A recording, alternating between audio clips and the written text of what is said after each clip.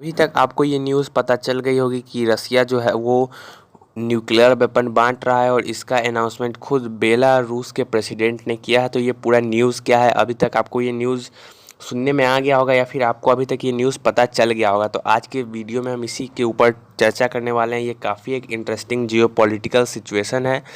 तो आज के वीडियो में इसी को हम डिटेल से समझेंगे, तो वीडियो में अंत तक बने रहिएगा। और यहाँ पे जो अनाउंसमेंट हुआ है, क्या ये इंटरनेशनल लॉ के हिसाब से लीगल है या फिर इलीगल है, तो इसके कॉन्सेप्ट को आज हम यहाँ पे समझेंगे। तो वीडियो में अंत तक बने रहिएगा। सबसे पहले अगर हम बात करें कि आखिर यहाँ पे हुआ क्या है, तो देखिए सबसे पहले यहाँ पे आपको मैप में रसिया तो मालूम ही होगा, आपने अक्सर रसिया का नाम सुना होगा। तो रसिया को आप सभी जानते ही हैं, और उसी के साथ जो उसका एक पड़ोसी कंट्री है बेलारूस, उसके प्रेसिडेंट ने इस चीज़ का अनाउंसमेंट किया है।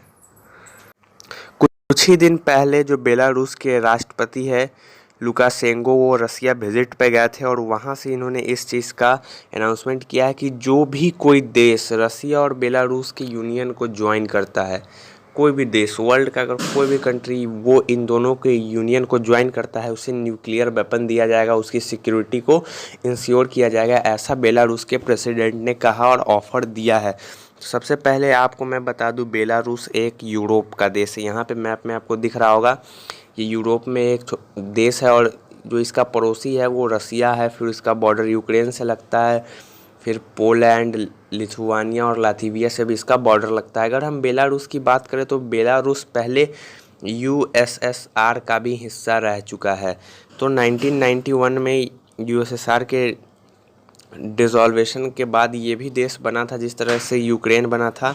तो मैप में यहाँ पे आपको दिख रहा होगा, ये जो है यूरोप का देश बेलारूस। मैं आपको यहाँ पे मैप के हिसाब से समझा देता हूँ कि आपको कोई कन्फ्यूज़न ना हो। तो आखिर यहाँ पे बेलारूस के प्रेसिडेंट ने क्या कहा है, उन्होंने यहाँ पे कहा है कि जो भी कंट्री यूनियन जो रसिया और बेलारूस का है उसको ज्वाइन करेगा, उसे न्यूक्लियर वेपन दिया जाएगा, उसकी सिक्योरिटी को इंश्योर किया जाएगा। तो क्या यहाँ से बहुत सारे देश रसिया और बेलारूस के यूनियन को ज्वाइन करेंगे, ये क्वेश्चन उठता है और काफ़ी इंटरेस्टिंग क्वेश्चन है। तो सबसे पहले मैं आपको बता दूं, बहुत सारे कंट्री ने इस चीज़ को क्रिटिसाइज़ किया कि ये जो अनाउंसमेंट लुकाशेंको ने किया है ये बिल्कुल गलत है, क्योंकि बहुत सारे लोग इसका विरोध कर रहे हैं। और इंटरनेशनल लॉ के हिसाब से आप किसी भी दूसरे देश को न्यूक्लियर वेपन नहीं दे सकते हैं, ये पूरा इलीगल है। लेकिन अगर आपका कोई यूनियन है, अगर आपके किसी कंट्री का यूनियन है, तो आप वहाँ पे अपने न्यूक्लियर वेपन डिप्लॉय कर सकते हैं। तो यहाँ पे कह सकते हैं कि ये जो इंटरनेशनल लॉ है उसको बाईपास किया जा रहा है एक यूनियन के तहत। तो यहाँ पे आप समझ गए होंगे। उसके बाद आता है कि क्या बेलारूस को न्यूक्लियर वेपन मिल गया, तो हाँ, यहाँ पे रसिया ने जो है वो बेलारूस में टैक्टिकल न्यूक्लियर वेपन्स डिप्लॉय कर दिए हैं, यानी कि यहाँ पे बेलारूस में न्यूक्लियर वेपन डिप्लॉय हो चुका है।